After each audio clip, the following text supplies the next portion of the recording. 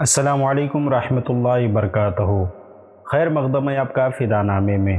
دوستو، بہت سے ایسی شخصیات ہوتی ہیں جو جن کے جانے کے بعد بھی ان کی کمی کا احساس ہمیشہ ہوتا رہتا ہے۔ انہی شخصیات میں حضور تاج الشریعہ علیہ رحمت رضوان کے بھائی، نبیر اعلیٰ حضرت و حجت الاسلام، نواسے حضور مفتی اعظم، شہزادہ مفسر اعظم ہند حضرت قمر ملت علامہ ڈاکٹر قمر رضا خان بریلوی علیہ رحمت رضوان بھی تھی، جن کی کمی کا احساس ہمیشہ اہل سنت و جماعت کو ہوتا رہے گا۔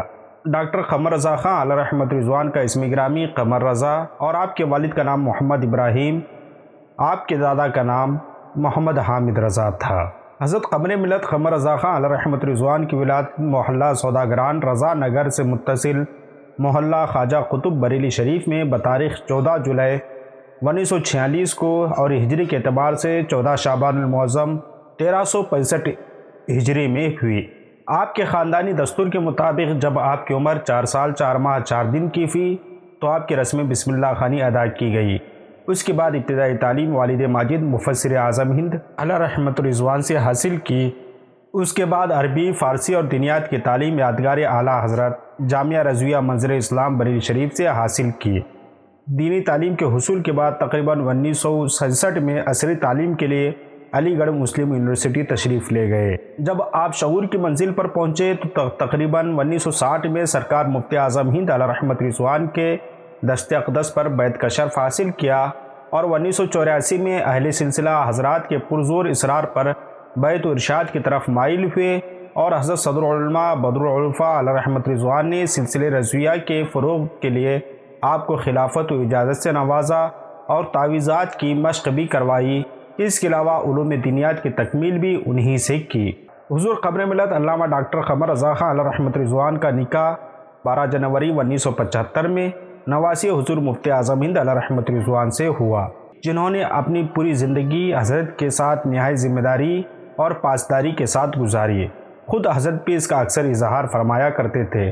اس طور پر بھی کوئی بھی کام، مثلاً بچوں کی تعلیم و تربیت، شادی بیاہ اور جملہ خانگی معاملات بحسن و خوبی انجام دیتے تھے، اور اس پر انہیں کوئی مبارکبادی دیتا تو حضور قمر ملت علیہ رحمت رضوان یوں فرماتے تھے، یہ سب میری بیوی کی کرامت ہے، اور کیوں نہ فرماتے یہ وہی ہیں جو نواسی حضور مفتی اعظم ہند علیہ رحمت رضوان ہیں، جن کو ایک دفعہ حضور مفتی اعظم ہند علیہ رحمت رضوان اپنی گود میں اٹھا کر فرمایا تھا، یہ بہت خوش نصیب بچی ہے۔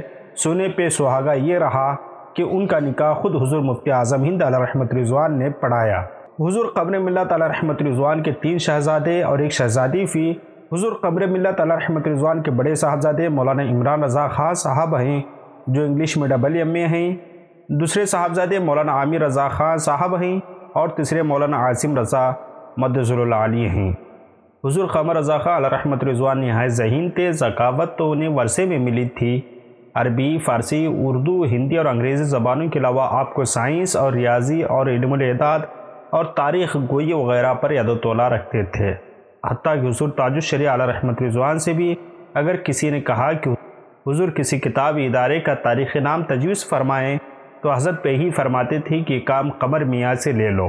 شمسی تاریخ سے قمری تاریخ بلا تردد نکال لیا کرتے تھے۔ حضور قمر رضا خان علیہ رحمت رضوان اپنے آپ میں ایک فعال اور متحرک تنظیم کی حیثیت رکھتے تھے۔ ہزاروں غیر مسلم آپ کے چہرے پرنور کو دیکھ کر دولت اسلام سے مالا مال ہوئے۔ کہا جاتا ہے کہ ایک موقع پر کسی انجان سڑک سے، انجان بستی یا گاؤں سے آپ کی گاڑی گزر رہی تھی۔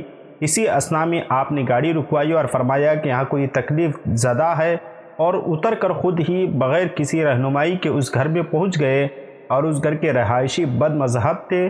ان کا اکلوتا بچہ جو بسبب حالت مرگ میں پہنچا تھا، حضرت نے اس پر دم کیا تو وہ اسی وقت ٹھیک ہو گیا۔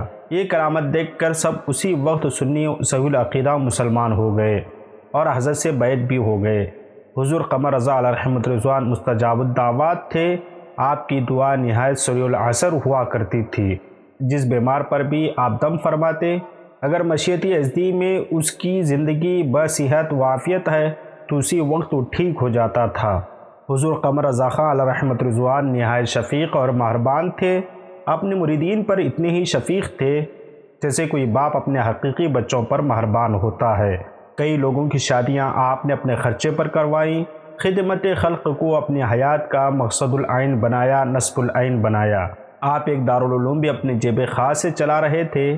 آپ نہایت منکسر المزاج اور شہرت سے دور رہنے والے تھے۔ یہی وجہ ہے کہ آپ کے ان معاملات کا علم آپ کے اہل خانہ کو آپ کے وصال کے بعد ہوا۔ المختصر یہ کہ آپ گناگوں، خوبیوں اور خاصیتوں کے مالک تھے جن کا احاطہ اس مختصر سی ویڈیو میں ممکن ہی نہیں۔